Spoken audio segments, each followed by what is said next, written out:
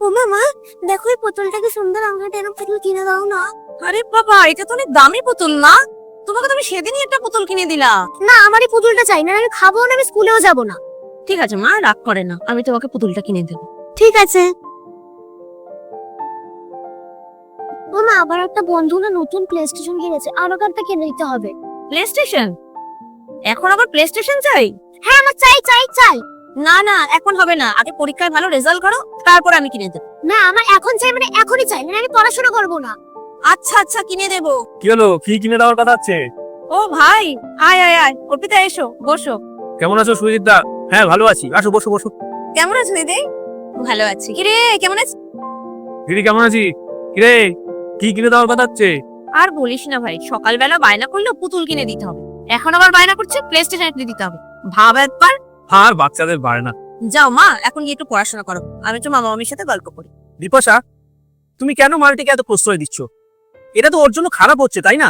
কেন গো, ও তো একটা সামান্য পুতুলই চেয়েছি, আর একটা প্লে স্টেশন চেয়েছি, এমন কি হয়ে গেছে তাতে? এটা শুধু একটা পুতুল বা প্লে স্টেশনের ব্যাপার নয়। ও যখনই কিছু চাইছে তুমি না করছো, ও কান্নাকাটি করছে, ওর আবদারটা তুমি মেরে দিচ্ছ, এটা ওর জন্য ক্ষতি হচ্ছে তো। শোনো, বাচ্চারা ওরম একটু বায়না করবেই। শোনো বিপাশা, বায়না বা জেদ এক নয়। ও যখন যেটা চাইছে সেটাই ও পেয়ে যাচ্ছে। এর দ্বারা ওর মনে এমন ধারণা তৈরি হচ্ছে ও যা চাইবে সেটাই আমরা ওকে দিয়ে দেবো। এই প্রত্যাশাটা যখন ওর মনে জন্মাচ্ছে, তখন আজকে পুতুল চাইছে, কালকে ফোন চাইবে, কালকে অন্য কিছু চাইবে। যখন ভবিষ্যতে আমরা সেটা দিতে পারবো না, তখন ও হতাশ হয়ে পড়বে, মানসিক রোগগ্রস্ত হয়ে পড়বে। সেটাকে তুমি বুঝতে পারছো? ও যা চাইছে তোরা দিয়ে দিচ্ছিস। ওকে সবার ফার্স্টে এটা বোঝাতে হবে যে জীবনে সবকিছু অর্জন করতে হয়, এত সহজে সবকিছু পাওয়া যায় না। অভিষেক একদম ঠিক বলেছে, এতেও ধৈর্য ধরতে শিখবে, নিজের ইচ্ছাগুলোকে নিয়ন্ত্রণ করতে শিখবে। হ্যাঁ দিভাই, ঠিকই বলছে, তোমার ওকে না বলতে শিখতে হবে, এটাই ওকে বড় হয়ে বাস্তববাদী হতে সাহায্য করবে। শুধু পুতুল বা খেলনা নয় বিপাশা, এই জেদটা ওর মনের মধ্যে এমন ভাবে গেঁথে যাচ্ছে যে বড় হয়ে যদি কিছু না পায় তাহলে সেটা ওর কাছে অসহ্য হয়ে যাবে। সাপোজ ধরো, তুমি একটা কথা বলছি, ও ধরো বড় হলো, বড় হওয়ার পর ও কাউকে ভালো লাগলো, ও কাউকে ভালোবাসলো, কিন্তু সেই ছেলেটা ধরো ওকে ভালোবাসলো না, ওকে রিজেক্ট করে দিল।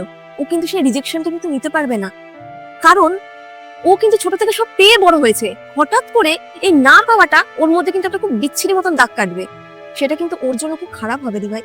সত্যিই তো, কখনো তো আমি ব্যাপারগুলোকে এইভাবে ভাবিনি।